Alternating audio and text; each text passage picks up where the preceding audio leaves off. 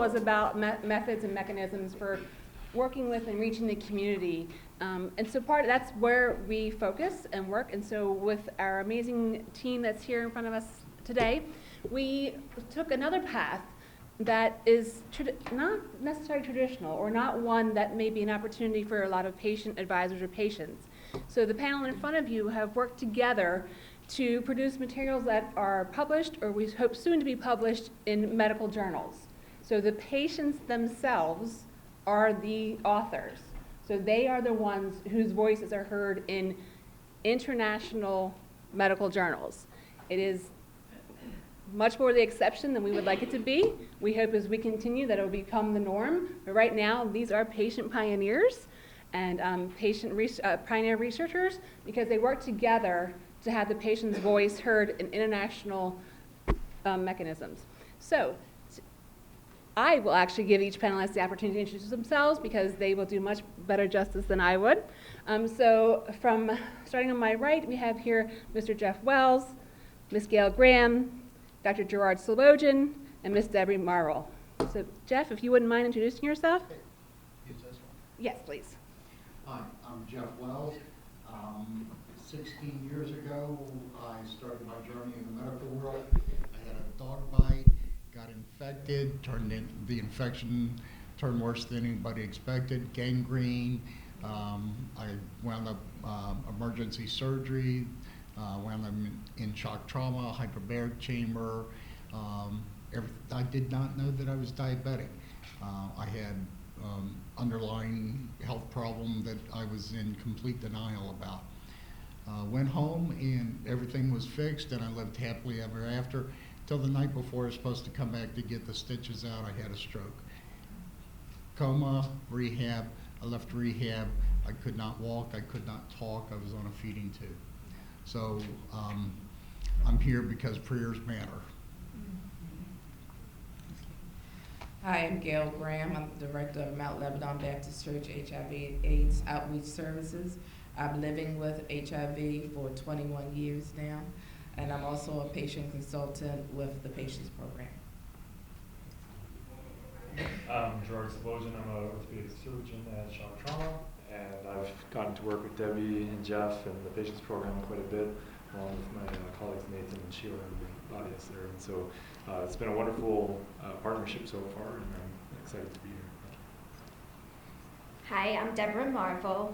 I, a couple years ago, was crushed as a pedestrian between two SUVs. I was blessed in that I was airlifted to Shock Trauma. Once at Shock Trauma, I had injuries basically from the chest down, majority of them in my leg area. Great, thank you so much. So sharing patient stories, and in Dr. Slobojan's case, listening to those patients, the lived experience that they bring into our opportunity, our research, gives us the opportunity to bring that to life. And so we do that particularly with the team that works on the PREPARE study. And as Ms. Dell advised, acronyms mean nothing. So I'd like to describe the PREPARE study is a pragmatic, randomized trial evaluating preoperative alcohol skin solutions in fractured extremities. Yep. So it's a very important study, and it looks at the two different antiseptic solutions to be used in trauma surgery. But it's difficult to take that title, to take the science behind it, and put it into words that can relate to patients like Jeff and Debbie who've had lived experiences, and then Gail and her experience. It's hard to take those titles, take the research, and we talked about it along today, and put those in words that are relatable and that can be understood. So that's where Dr. Slobojan and Sheila and Nathan, we all work with Debbie and Jeff and Gail to take that step back, let them lead. Let the patients lead, let them tell their life experience, they've been through it, and so that's where we take the time to learn from them. And so we didn't want to keep it to ourselves. We thought, we have these amazing gems, we should share it with the world. So we said, would you mind writing a journal publication? And they said, what did you say?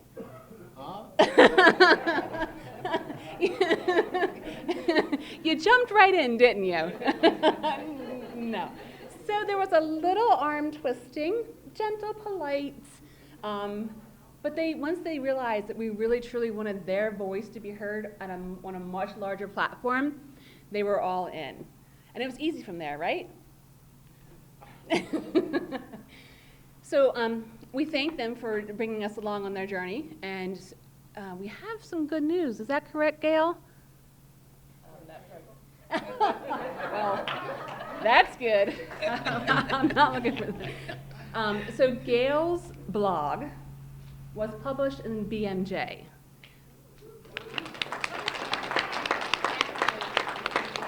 Yes, ma'am. Yes, ma'am. Thank you. Thank you. BMJ is a British medical journal that has international reach. BMJ is one of the most famous, can be found in your program, the copy. We want to make sure that we're providing her voice to all of you. BMJ is one of the oldest international journals, and you have a copy of her blog here in your program. We would have loved to have Debbie and Jeff's, but we're close. We're close. It's in with the publisher, so we hope to share that in the future. So through their journeys, their voice, their experience, their lived experience is heard internationally. And so we thank them for that journey. But you don't get off that easy. So I have a few questions for you about that experience and why you agreed to go on that journey. All right. So, as they all described, we are gracious and thankful they work with the Patients Program, all four of the panelists. And so through that process, we've worked on shaping and evolving patient-centered outcomes research. So what that means in a nutshell is research that matters to the patients, bringing the patient's voice to the research. So I'm going to ask each panelist how being involved in PCOR, patient-centered outcomes research, help evolve their contributions and their participation in the writing process. Debbie's ready. I love it. So the actual prepare team was my motivation in terms of writing a research article. And if I can step back, when I was in intensive care, it was hard for me to communicate or talk. So talking over the phone was even harder. And so I would give updates via Facebook to my friends and family members. And when they would comment, besides blessings and support, one of the first things they said are, when are you going to write a book? When are you going to tell your story? Even my friends that lived in the area, when they would come to visit me, would say the same thing. And I would look at them and smile and nod my head, but on the inside, I was screaming, saying, can they not see how injured I am? How am I supposed to write a book when I can't even sit up in the bed? The hospital staff that also visited me and checked in on me, one of the first things they said were, oh, you should write a book, you should tell your story, to which I would smile and nod and agree with them. But as soon as they left the room, my smile disappeared, and my thoughts were, oh, they're being nice. They're just being the nice. They tell that to every patient. They said that because I bottomed out and they knew that they saved my life. They're just being nice. When I became an outpatient, I had to see a specialist for the first time due to my injuries. And within 2 minutes, she said, you really should write a book. To which I smiled and nodded, but I couldn't keep my thoughts inside of me. and blurted out, "Oh no, that's not going to happen." And I guess I was yelling because she stepped back, and then I apologized and said, "I'm just so tired. I can't do it. It's not going to happen." I explained to her that I had went on my computer for the first time to answer some questions pertaining to a P-course study that I was very much interested in. And even though the questions were my background, it took me forever to communicate or write it. To which she then surprised me and asked, "What is a P-course study?"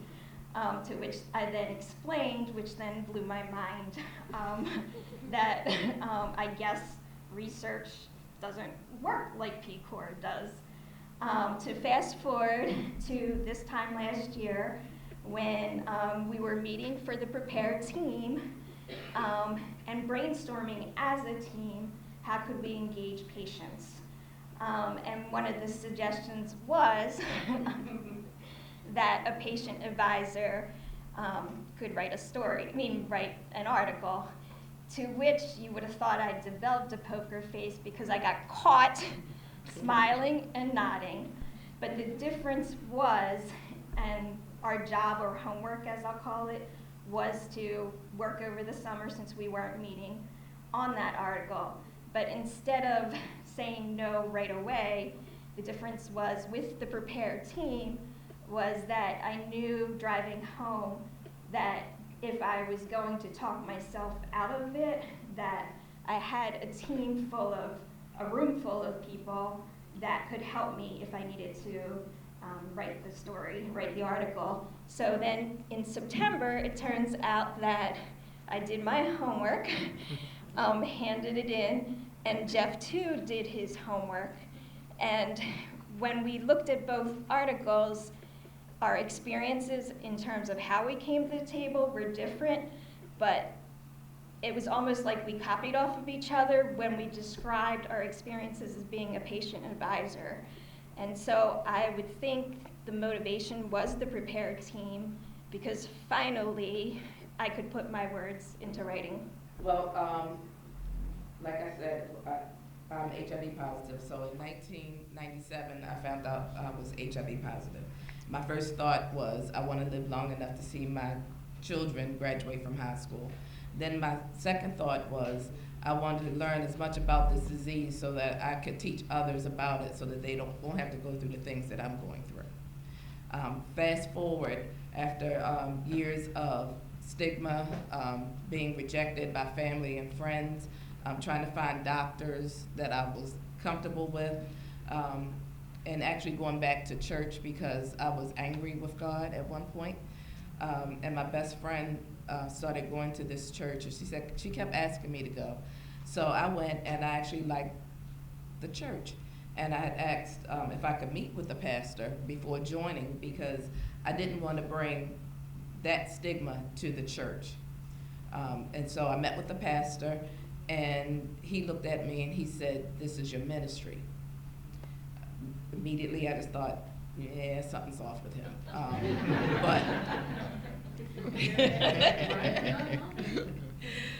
But I became a member, and a year later we started the Mount Lebanon Baptist Church HIV/AIDS outreach services. And that pastor has become one of my true best friends and also my mentor. He pushed me to step outside my boundary and introduced me to people who I didn't really want to meet. You know, one in particular was Dr. Mullins, who came and taught the pastor, and pastor invited me to a meeting that I kept telling him no, I didn't want to go into because I knew it was going to be more work. And then I met Dr. Mullins, and he was talking about the patients program, and he asked me if I wanted to be a part of it, and I said no. And after maybe 3 or 4 chances, I kept saying no.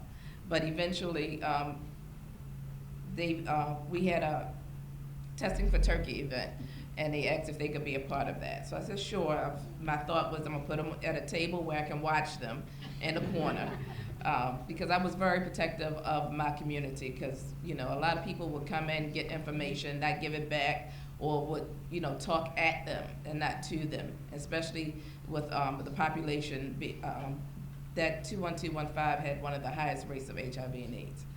So I really was very leery of introducing other people to come and take advantage of the community. But once they were there, they actually volunteered to help out with different things. They went and got donuts and coffee for the community, and I was so busy, and one time I turned around and looked, and I saw that they were actually sitting there touching the community and actually listening. And at that point I said, okay, you got me. And during another part of my life experience, I was telling Dr. Mullins, who actually is my other mentor, because he pushes me to do a lot of things too. Gail, can you be on this panel? Gail, would you like to travel this place or that place? So, but he encouraged me again in another different way to step out of my boundaries. And so I was telling them that my health care provider that I was going to, Jocks Initiative, had merged with another clinic. And when they did that, they changed the name of the clinic to the Center for Infectious Disease. And so I was like, wow, we already have to deal with stigma of HIV, and now our clinic is going to be called Center for Infectious Disease. And then the whole atmosphere of the clinic changed.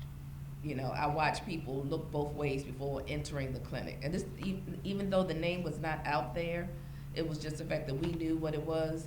And when we got mail, our mail would say Center for Infectious Disease. And I went to a HIV planning group, and I had spoke, about it, and and they were shocked at the name change. And they thankfully decided to write a letter. And one day when I went back to my clinic, they said, did you hear the news? I was like, what? They get ready to put a sign up. I said, no, not for Center for Infectious Disease. They said, no, for Thrive. So I told Dr. Mullins, and he said, would you be interested in writing that up? So I'm like, yeah, okay. And he said, we're going to submit it and submit the article. I had no idea. I thought BMJ was the Baltimore Medical Journal. I had no idea what that was.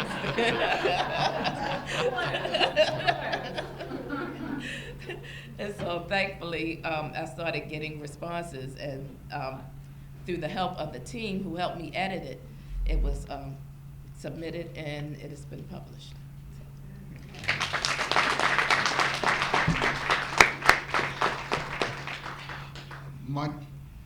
I got conned. That's all there is to it. I got lied to, I got conned, and I'm gonna say Gerard, because I can't say Dr. Slobosian. And Sheila, yours over there.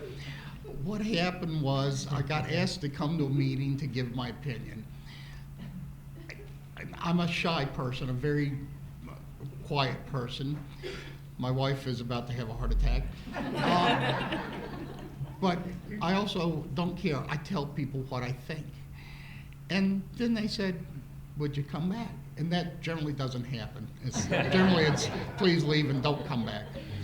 And help us with the study, stay with the study. And I was into this for some time before I found out that's not the way science has been done. What's normal to me, how they treated me, and the fact that I didn't just sit at the table, but I was listened to, and we were listened to.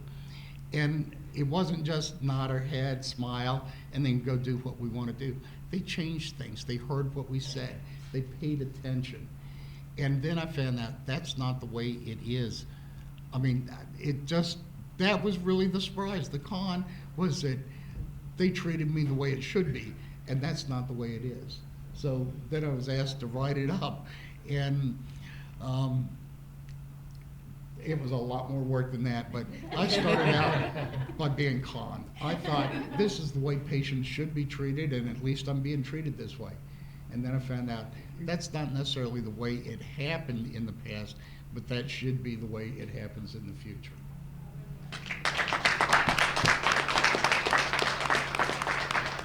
Now, you get a chance for rebuttal. Thank you,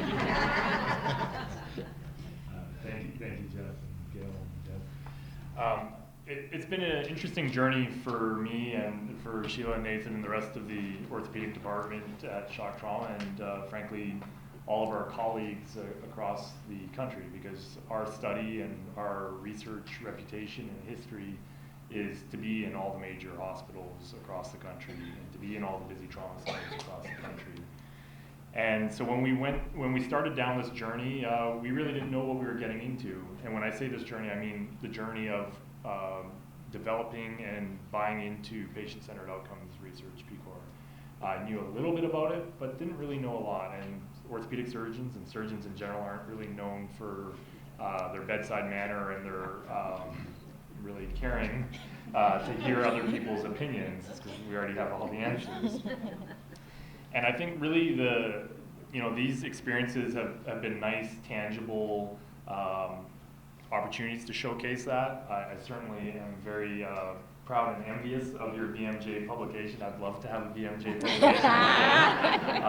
That is a phenomenal accomplishment. But I think really what the patients program has brought to us is a research philosophy. And I'm still a young man, I'm still trying to learn about life. And you start to develop a life philosophy. And I read a book recently that basically in the prelude to the book on philosophy, it says, you need a life philosophy because as you go through life and you have to make big decisions, you need a foundation to make that decision on. But more importantly, every day when you're making small decisions, if you don't have a philosophy to guide the small decisions, eventually you end up off course. And I think really that's where PCOR has come in. I can give lots of examples of in the past where there was uncertainty, you had to make a decision about the study design or how to run the study. You just made the decision. Somebody has to make the decision. And now with PCOR and with the patients program and with our great partners, I don't have to make the decision. We can let the patients make the decision, or at least provide extremely important input that we never even bothered to get in the past.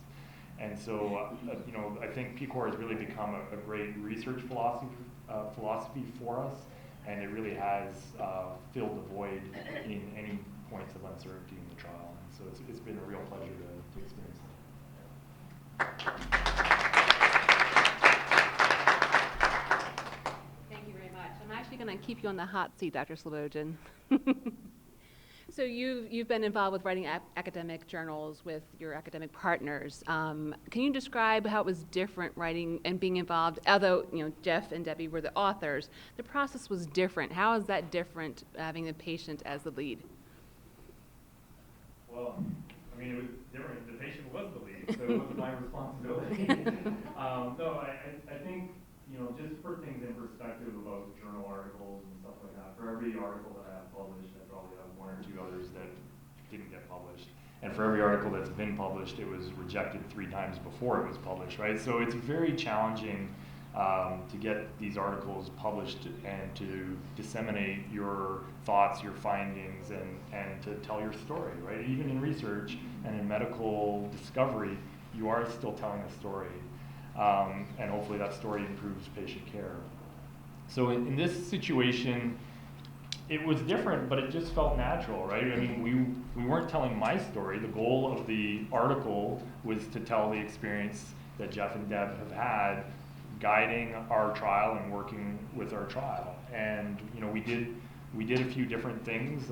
Sheila really runs the trial. Sheila Sprague over there from McMaster University, so she's visiting from Hamilton, Ontario, and the trial is really run out of their university, and that involves them traveling all over the country, visiting all these hospitals and starting the trial there. And Jeff came to a couple of the sites, and right from the beginning, we've been working on methods to make sure that we don't lose contact with our patients, that patients realize why we are contacting them, not just to fill in a couple check boxes, but to really understand where they're having problems, what their outcome has been, and that we genuinely do care about their outcome. And that is sometimes hard to convey, particularly when you're in a clinic visit. My visits are typically 5 to 10 minutes, and that's really long for me.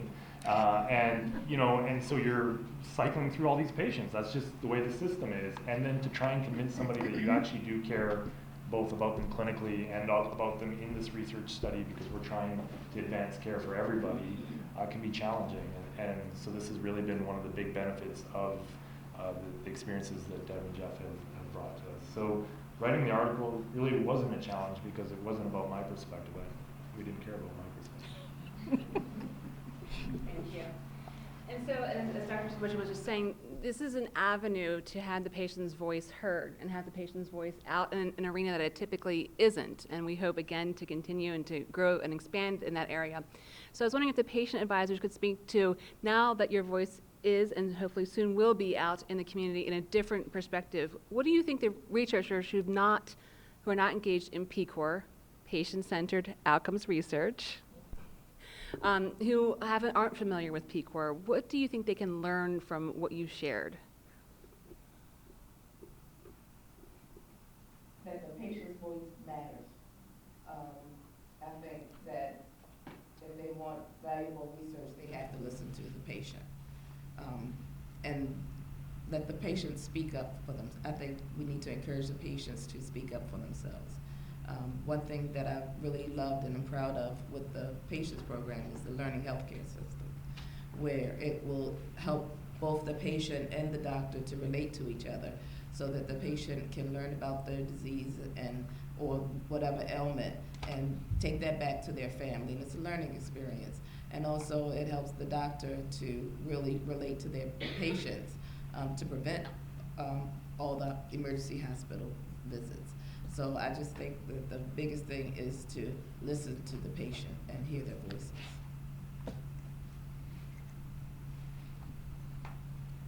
I agree with Gail.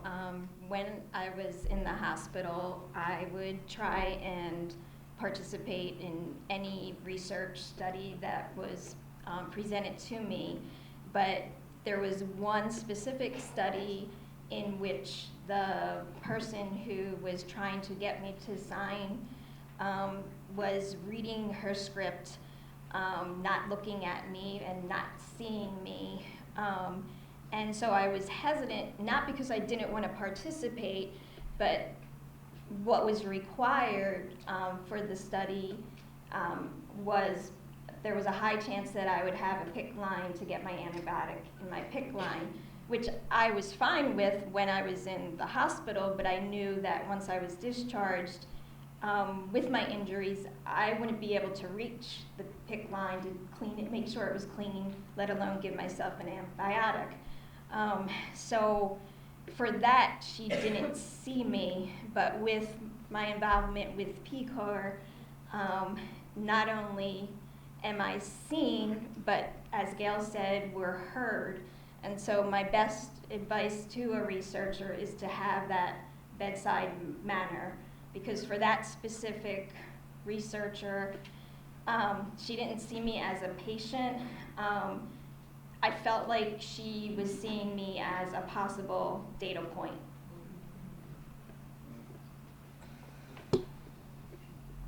Both of the ladies have said heard. It's not just being listened to, but being heard. Not just making noise that they received, but they listen and understand and act on what you said. Feeling like I'm a person, not a petri dish. I'm not a subject in an experiment, but I'm a person. That change, how do you bring it to people that are not used to it? You show them the value of it. These studies that are PCOR, large studies, so that results are not based on 100 people that are rich enough to take time to answer the questions, but thousands of people across the country, the United States and Canada, different socioeconomic groups. We all are different, but we all need the same respect. And that's what PCOR studies give. So how do we give it to people that aren't ready to hear it? We don't shut up. And I just want to say briefly, sometimes researchers, when I look at different research projects, it will say subjects. We're not subjects. And then they started calling us participants. What I love to see is research members, because that humanizes us, you know. So I think they should think of us that way too. Thank you. And just as in the earlier panel, we have team members on the sides. If you have any questions, please feel free to write those down. We'll have time in a little bit to answer any questions you may have. So in addition to the publications, which have been an amazing journey, we have other mechanisms that we use to disseminate information about our studies. And so we've had videos, we've had infographics, we've had other experiences. So I was wondering, and all of our panelists have been involved in our videos. So I wonder if they could speak to what it's like to disseminate in different ways. So again, we've had journals, videos, and other mechanisms. So I wonder if they could speak to their experience with working with us in videos and meeting the community where they are in different ways.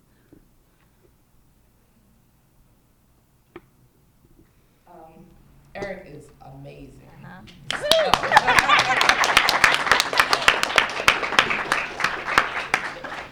So he makes the video just as easy. You're talking to him, and sometimes you forget that you're doing a video. You just think you're talking to your friend.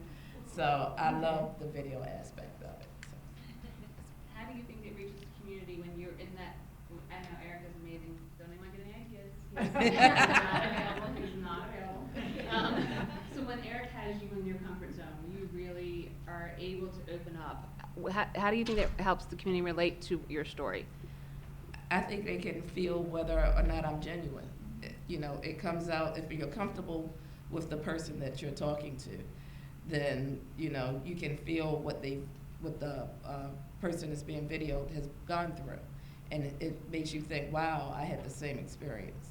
You know, at least that's what you hope from that video, is that somebody will look at it and say, thank you, I'm not the only one that went through this. You know.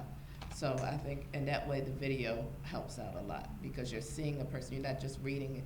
You know, sometimes, you know, in the community, not everybody can read. So you're able to get out to more people through the videos. And the videos can be disseminated on social media.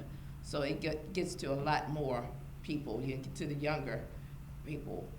And so in that way it's able to be dispersed. So you're reaching a lot more people.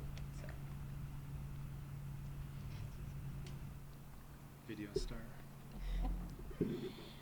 I hate making videos.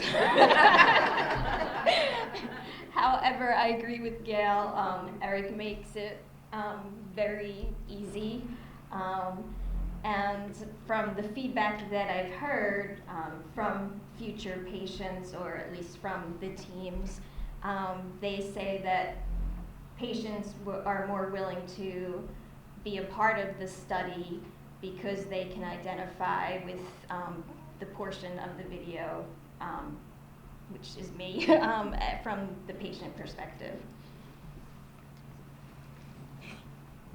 Again, I'm gonna agree. Eric is just a magic maker. He puts this big camera in front of you and then makes you forget that it's there. He just chats with you. He doesn't ask questions. He talks to you, and then he listens. And then he takes all this material and makes something wonderful out of it. I mean, how do we do videos? We let Eric wave his magic wand. And that's why we have him in the back today. Eric is going to pay you later. So, Dr. Slobodian. Yep, you're up. So we've kind of taken you out of your comfort zone sometimes in the patient-centeredness and dissemination and different activities that I have a background in clinical trials in the oncology world, and you know, in your orthopedic world, it's not the traditional way to disseminate. Really, funding agencies don't look at dissemination, getting the word back out to the community, as something that they either have interest in funding or are willing to fund. And so we are now out of our comfort zones. We are now making sure that the patient's voice is heard in videos and all different mechanisms. So we've had you along that journey. What has your experience been like through that journey? I'm not sure. I mean, it's certainly a wide open question. I think really the journey has been guided by the patients program. You know, as I mentioned, I really didn't know what I was getting into. Daniel probably remembers this vaguely. I certainly remember this. I met with Daniel probably 3 years, like 2015, a couple years before we went down this road of this partnership together to learn about PCORI, which is the main funder that's been funding a lot of the PCOR research. Because I had a great idea for a study, and it's on fractures of the shoulder, and a lot of patients get fractures of the shoulder. A lot of elderly patients get it. It's just as bad as hip fractures and wrist fractures. It's a very common osteoporotic fracture. And so I met with Daniel, told him my idea, and he basically was like, "That's not getting funded." He's like, you have no patient involvement. There's no vision for the patient voice. And I was just like, yeah, I don't really care. I was very naive at the time, and I just really had no clue what PCOR was. And in 2015, though, I don't think a lot of people did. Daniel was a national leader, still is, obviously, but was a national pioneer at that point. And so many of us researchers had no idea what PCOR was. And one of the big things for me in learning about PCOR and implementing PCOR is that little comment I made about the uncertainty. There's always uncertainty. You always have to make decisions, small or big. And in the past, we've just always made them in a silo. And now we make them with our patient partners. And it's such a small little mindset change, but it really guides everything, and it makes huge differences in how the study is framed and really just what the philosophy is behind the study. Thank you. Do we have any questions for Carson? For Dr. Slobodian? Dr. Slobodian, I did not plant her. Sorry, I mispronounced, but I. Oh, that was great. That was amazing. Yeah, it was. You know now to engage patients in your PCORI trials.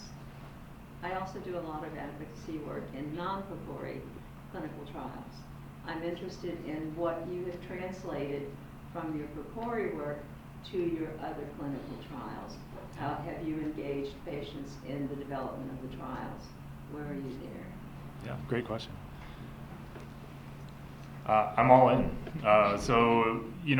PCORI is nice because they will pay for those efforts, the engagement efforts, but we think it's absolutely foolish to do a trial without going down this route. So every single study we've done since has had some element of patient engagement, patient voice.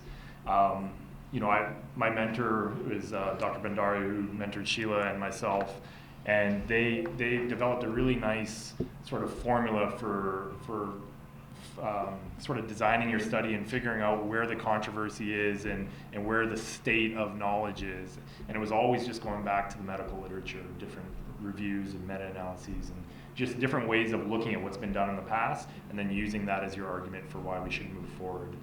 And now we've taken a totally different approach, and we use a lot more patient surveys and qualitative interviews and sessions with Jeff and Daniel and stuff like that, where we just sit down and work through the whole thing.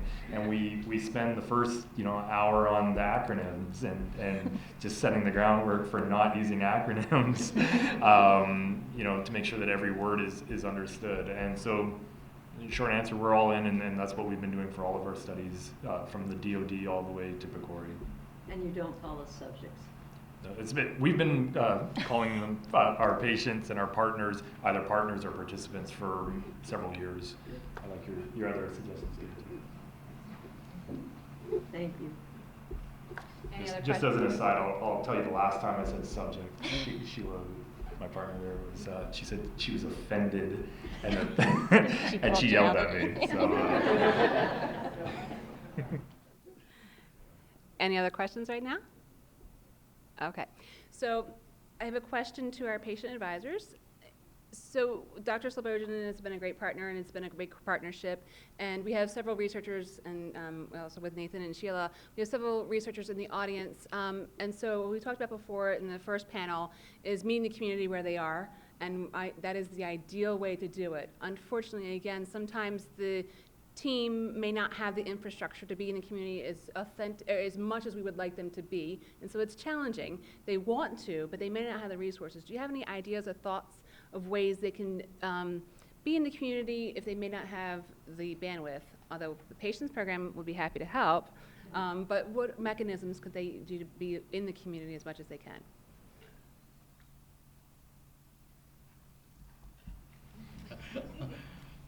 One of the easiest ways of knowing what people are thinking is going on Facebook for the churches, for the community organizations.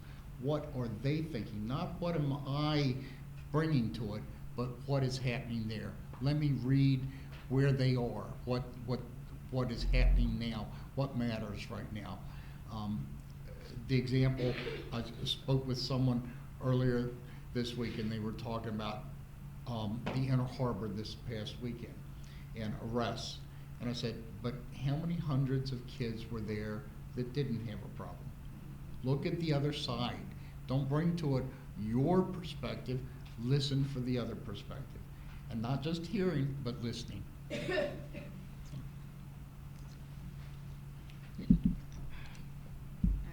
thank you. So we've had the opportunity to work with our patient advisors and their team, and it's been very inspiring. And so we look to the future, and so we look to have our patient advisors and our researchers who are all in. I believe that's a quote. And so we look for them to be the mentors to the next generation. It's not an easy task, but it's one that we do ask them to take on. So I was wondering if you could speak to how you serve as a mentor, and this is, Jeff, I may be conning you into this already, but you have such an experience and you have such a wealth of knowledge that we would ask you to mentor future advisors, future researchers who are ready to be all in from their either side. How would you mentor the next generation? Maybe I would show what I do, and it's not necessary for you to do what I do, but I'll show you the path that I took, and you can decide what's important. Every Sunday, probably 45 weeks out of the year, I'm at my University of Maryland Rehabilitation Orthopedic Institute, located on Kernan Drive. But I was a stroke survivor there, and that's where I did my therapy. Sunday is a long, lonely day if you don't have visitors. So I go in and play bingo, and I walk into every room, talk with every patient that's awake. I don't wake up anybody, but if they're awake, and just interrupt that circle of thoughts. So I spend time with patients and talk to patients. Don't tell them, but I listen. Mondays, I'm in shock trauma almost every Monday evening. Spending time with patients in their room, listening. Sometimes there's nothing to say. Situations can be so horrible, there's no answers. It's just spending time with people and letting them know they matter. And once you realize that I mattered, then it's very easy to help somebody else hopefully come to the belief that they matter. And then we can teach the doctors they matter. And I was spoiled. I have great doctors that treated me well, so I need to share that with the world. And I would encourage them to speak up. If they have questions about their health, don't hold it in. Don't just listen. If you don't understand what the doctors are saying, stop them and let them know, I don't understand that. Can you explain that better for me? And then, if they want to read up on it, they can read up on it. But I would encourage them to speak out. And once you get your voice will continue to be stronger. And then I would introduce them to great mentors, and I, give them to Dr. Mullins and set them off. So, but the important thing I would say is for them to develop their voice, to speak up to their doctors, and then to encourage others to do the same thing. I would explain my experiences in terms of not just being a patient, but my involvement in the PCOR studies. And I think that Jeff, Gail, and I have the honor and the privilege to be a patient advisor, because I feel with the PCOR studies, we can be a bridge between patients and communities and the health staff. And so in terms of looking where PCOR is going in the future, I'd say, I'd use my Philly slang and say it blows my mind of what could only happen with future PCOR studies.